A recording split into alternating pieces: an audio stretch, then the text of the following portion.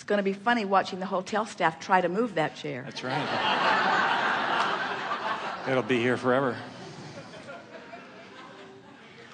Thank you, Abraham. It's wonderful to be here with you. I want to build on something our friend John was talking about. First is, I'm hoping there is peanut butter and Oreos for lunch today. So that sounded really good. But it's the idea of abundance.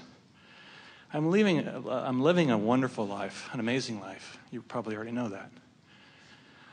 And I think there's only one person in the world with a more amazing life than me. It's probably Jerry. And so, hi, Jerry. I came into this world as a very physical person, and I've enjoyed that immensely. Done many interesting physical things that, like an acrobat like Jerry did, took me all over the world. Then I fell in love when I was 20, head over heels. I'll be 60 on my next birthday, and she's right back there. We're having more fun, I think, now than just about any time that we've been together.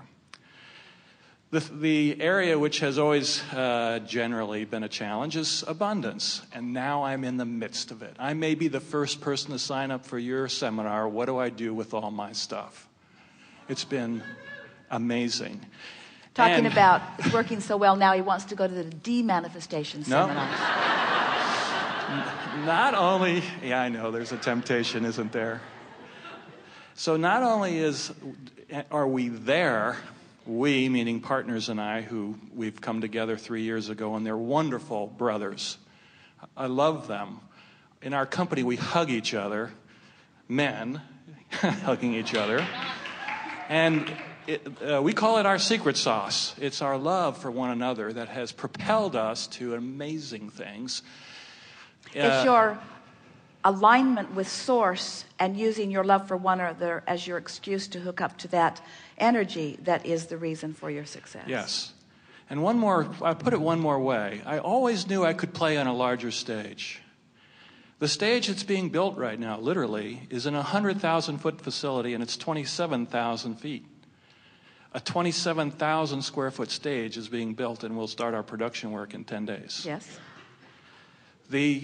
I have now the opportunity to share this abundance, not with tens of people or even hundreds of people, but with thousands of people. And by the way, John, I'll give you a stock tip here in a little bit. And it is through a process that's extremely complicated and complex, legally and through accounting. And I find myself only becoming irritated in one spot.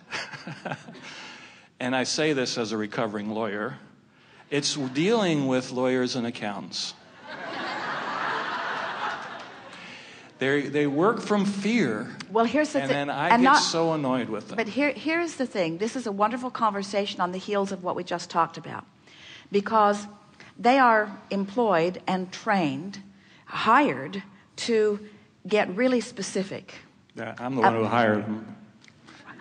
To get really specific about potentially unpleasant things. In other words, that's sort of the nature of what they are to do. So the more removed you can be from the specifics of what they are trained to do, the more likely you are to maintain a vibrational alignment that will keep you in the vortex. And when you, who is at the center of all of this, are in the vortex, then the vortex inspires the behavior of everyone who's connected with you. So we are not for a moment ever suggesting that you move away from the physical world in terms of economics, in terms of lawyering, in terms of accounting, even in terms of medicine. We're not encouraging you to leave it behind and just try to be this spiritual one who is removed from everything that is physical. What we're wanting you to do is to manifest your creation in all of those arenas from inside the vortex. And in order to do that, you got to let the specific people do the specific thing that you've specifically hired them to do, while you do the most important thing, which is to trust and have faith and get into the vortex and know.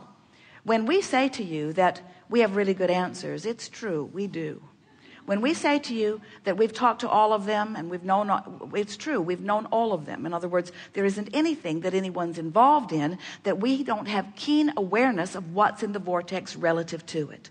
So when we look into the vortex and we see the results that you're looking for, and we say to you, all you have to do is find vibrational, which means emotional, which means feeling resonance with it, then your frustration, as you get too involved in the nitty-gritty, because you're not really yet a recovered attorney, you're still... I haven't chased an ambulance today, though. I'm in recovery. But still, in other words, your habit is there because it's a habit, and this chair, moving the chair thing has been such a good conversation for us to have because your vibration is where you last left it. So we want to ask you, on the subject of lawyering, your vibration is more specifically where you last left it.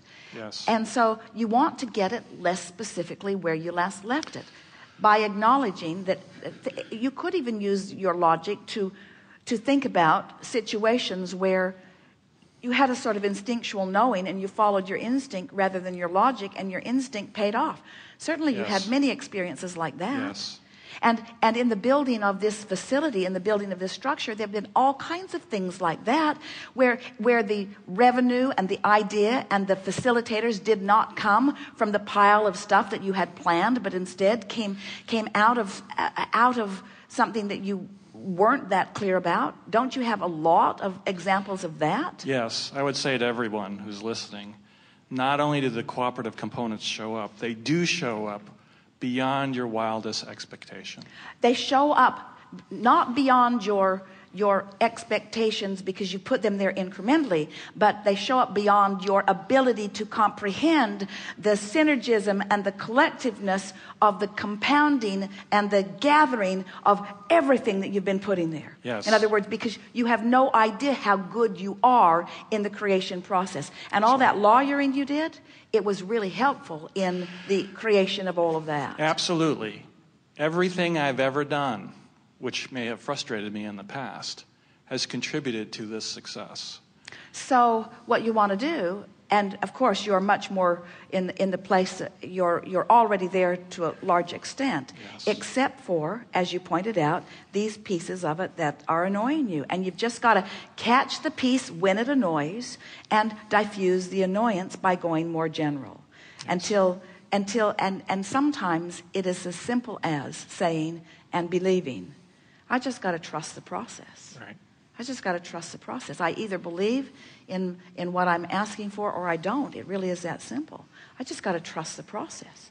I just have to trust the process, because a lot of times the specifics in the moment make it hard to trust the process. So you got to do something about not focusing upon those specifics that challenge your trust. Yes. That's the thing. Anything that challenges your trust. Never ask a question if you think the answer is going to make you challenge your trust. Never ask something that's going to upset you vibrationally. Now, this is not a realism conversation, is it? There are a whole lot of people who would say, oh, I believe in telling it like it is and in facing the facts and facing reality. And we say, we believe in you creating reality. We believe in you creating reality, not facing reality. And we know that if you insist on keeping the faith, in trusting the process, and sometimes you got to be pretty darn general. Now you've become very specific. You've got lots of stuff that are already manifesting, and it's interesting that the more specific it manifests, the more specific the bugaboos bother you. So that's why you got to just keep going general. You can't pull your sled high enough up the hill to have an eternal slide of ease down because you know too much.